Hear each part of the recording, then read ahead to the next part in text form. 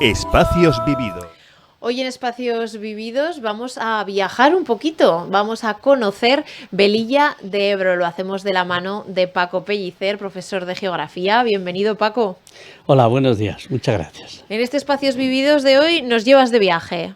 Sí, hoy estamos, Espacios Vividos se traslada a Velilla de Ebro. Velilla de Ebro está aproximadamente a unos 50 kilómetros de Zaragoza, hacia el este, y se encuentra justo en el contacto entre el valle verde, fecundo, irrigado por el Ebro, y ya las estepas monegrinas, la parte más árida y seca, justamente ahí en el contacto entre estos dos mundos, entre estos dos paisajes, el seco y el húmedo, el verde y el ocre, como muchos pueblos de Aragón, en el borde mismo se encuentra Velilla.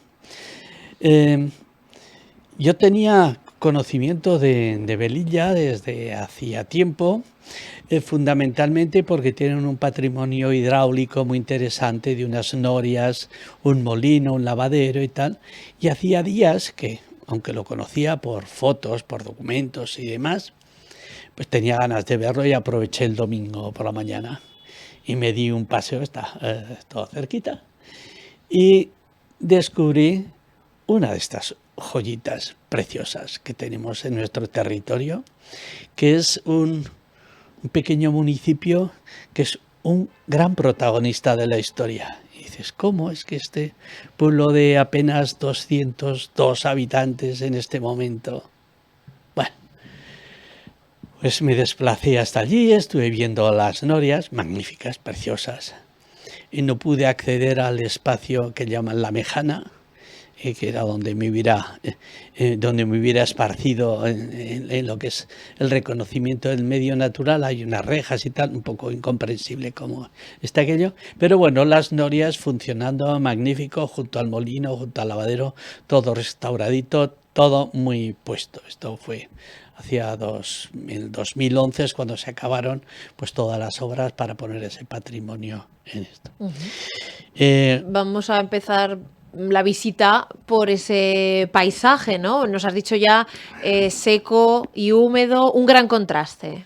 Sí, entonces en este punto de encuentro entre el mundo seco y el mundo húmedo, y que es el húmedo se debe fundamentalmente a la intervención del ser humano en la mejora, entonces, con lo cual tenemos unos elementos de la naturaleza soberbios, un contraste paisajístico maravilloso, pero a la vez enriquecido como un bien patrimonial. Ahí, desde muy antiguo, se han estado aprovechando las aguas derivando a través del azud de Gelsa, pues se abre un nuevo brazo del río, que es el que vendrá a nutrir las norias y el que va a dejar en medio un espacio que se denomina La Mejana.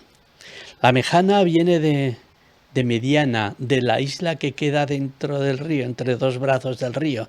En Cataluña es la Mitjana, ¿no? Y aquí le llamamos Mejana, podríamos hablar en castellano puro, diríamos que es la mediana en medio del río, un sitio que queda desconectado de las orillas por los distintos brazos del río. Este lugar es verdaderamente bonito donde se encuentra este conjunto, pero ya nos dirigimos hacia el interior del pueblo para conocerlo más. Nos apartamos de las norias, que está en la parte más meridional junto al río, y vamos entrando en el pueblecito, que es un pueblecito de Aragón, característico en sus calles y tal, y nos encontramos con Asun. Bueno, Asun es una señora que está paseando su perrito y buenos días, nos ponemos a hablar con él. ¡Qué encanto de mujer! ¡Qué encanto de mujer!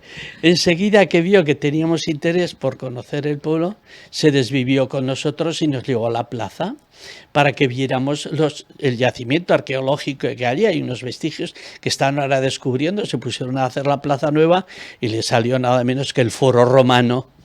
Y aparecen allí unas estructuras y tal.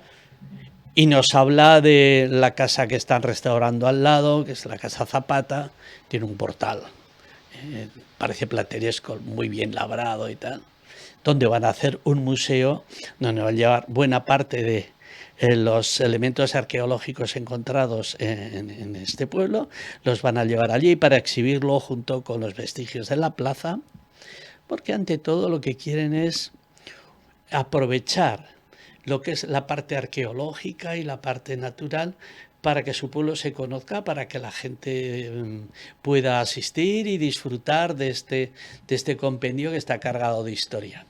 Y de allí, pues la buena Asun nos llevó a otra plaza junto a la iglesia y allí vimos un mural de unos 90 metros, en una medianera, que es de Pilar Serrano. Y ahí hay una representación preciosa de todos los elementos identitarios del pueblo.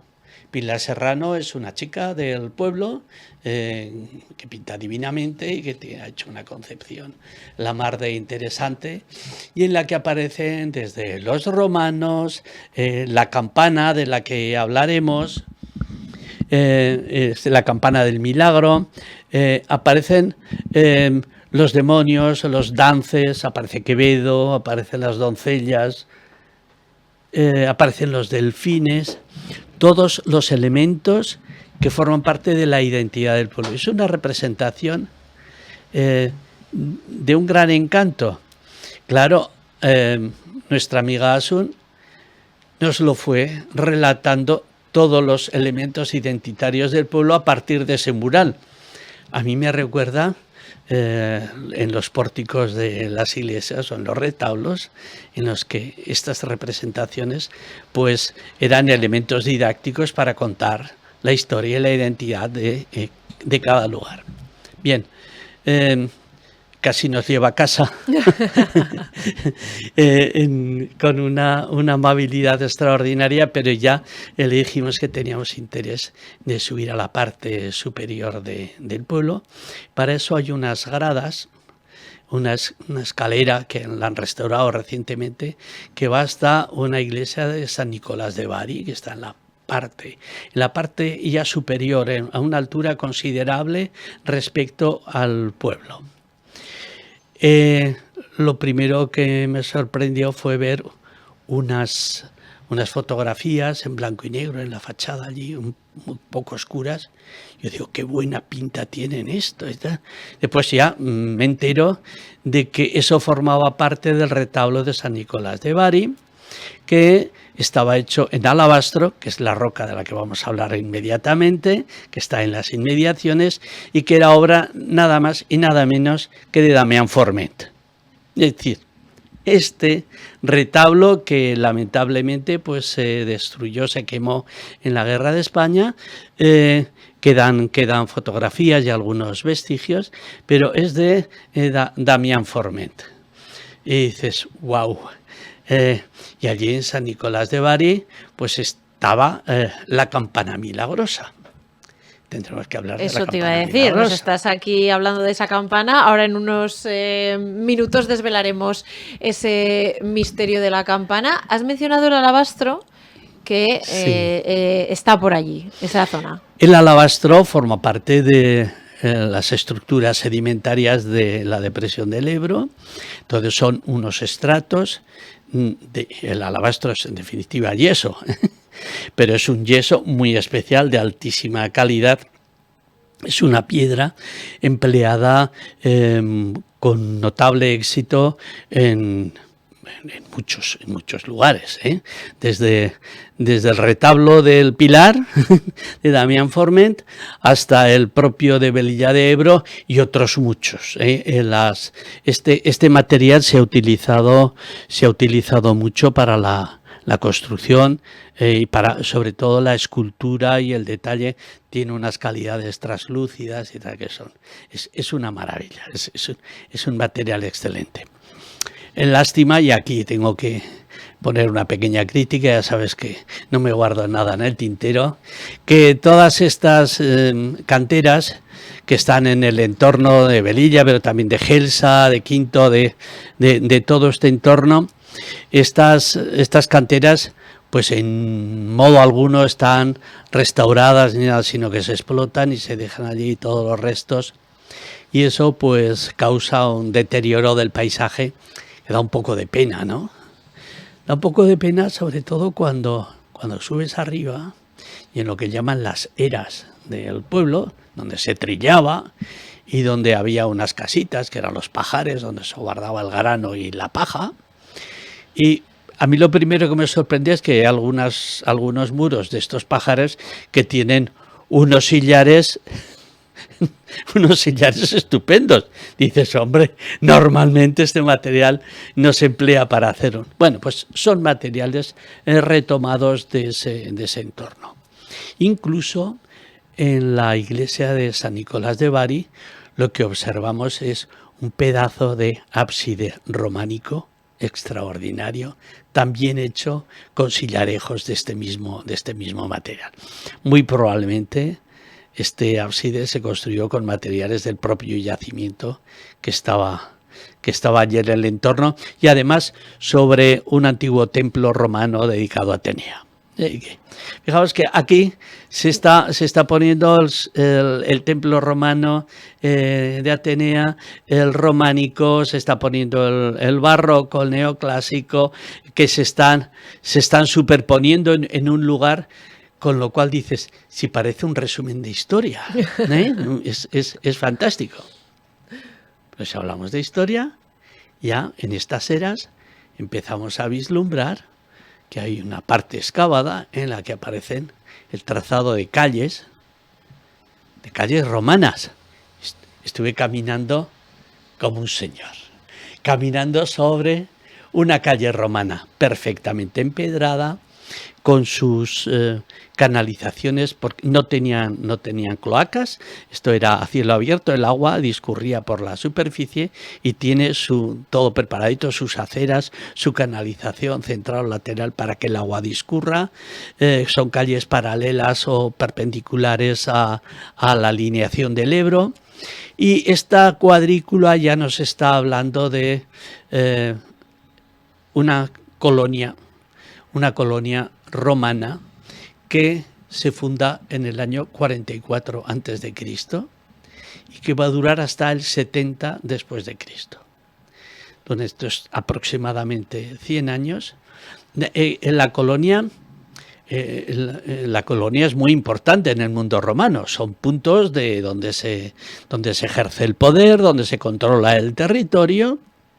Y esta colonia inicialmente se llamaba Vitrix Julia Lépida.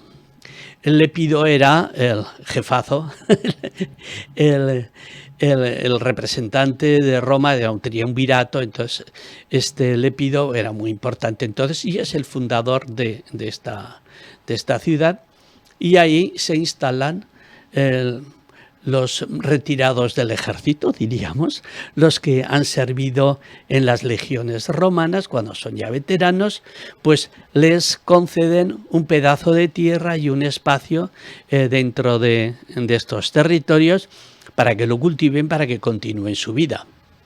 Es muy curioso, hay un estudio de Ariño Gil, un investigador de la Universidad de Salamanca, pero hizo la tesis doctoral aquí, sobre las centuriaciones romanas en el Ebro, y nos habla de cómo repartían el suelo a partir de una malla que seguía las direcciones del Cardo y del Decúmano, que son puntos cardinales. Los romanos eran prodigios y además enormemente prácticos.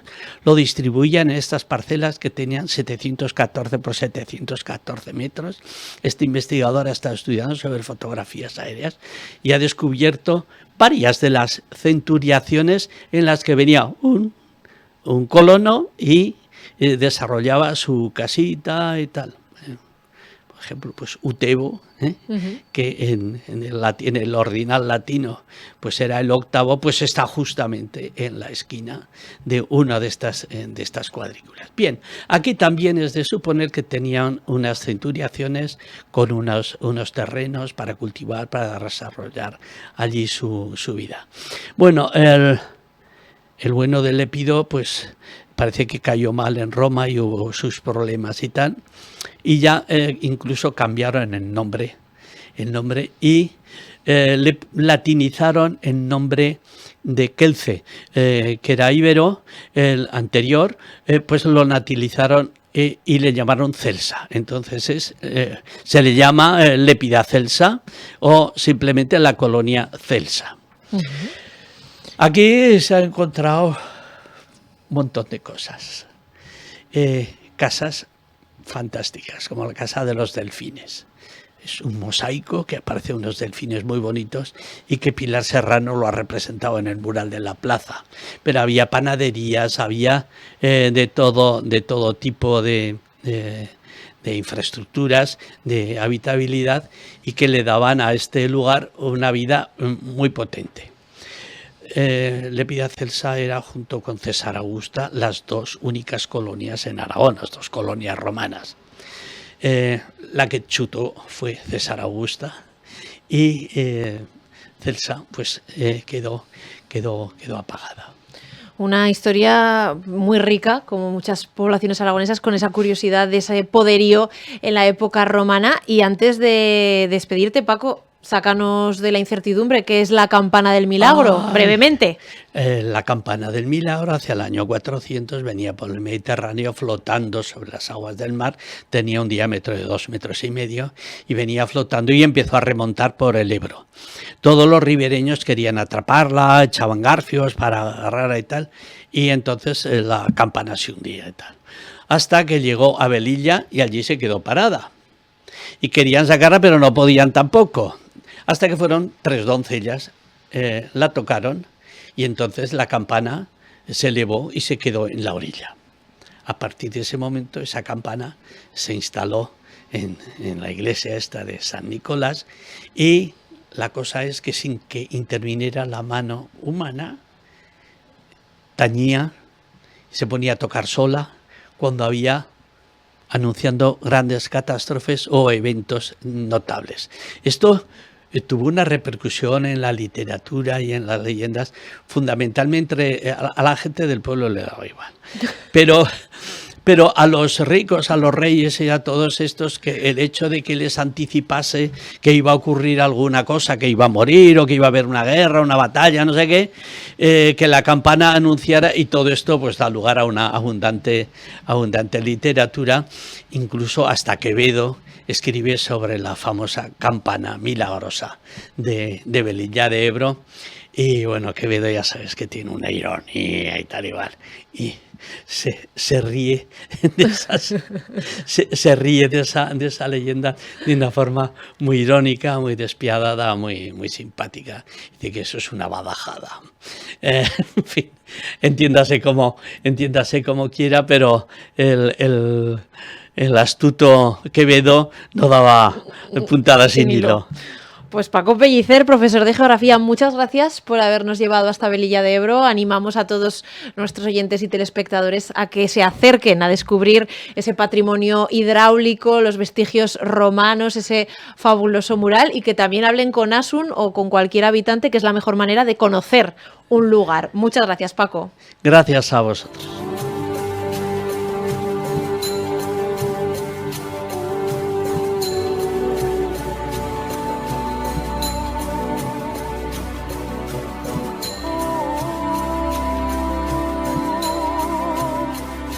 Espacios vividos.